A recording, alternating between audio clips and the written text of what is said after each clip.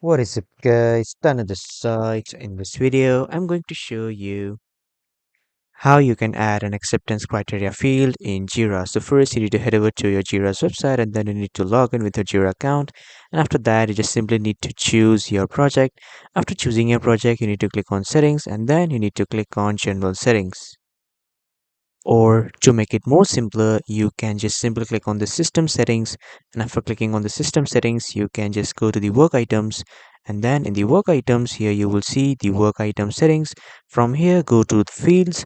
After clicking on fields, here on the right side you will see create new field. Click on that, and after clicking on that you need to choose the field type and then the field name, like what's the field called, and after that you need to add the description, and you can also add some multiple options. And when you are done, simply click on create to create your own custom field.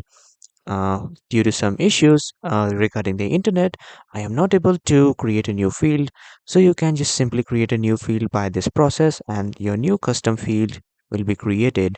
So this is how you can add an acceptance in your criteria field, and you can also create your new custom field.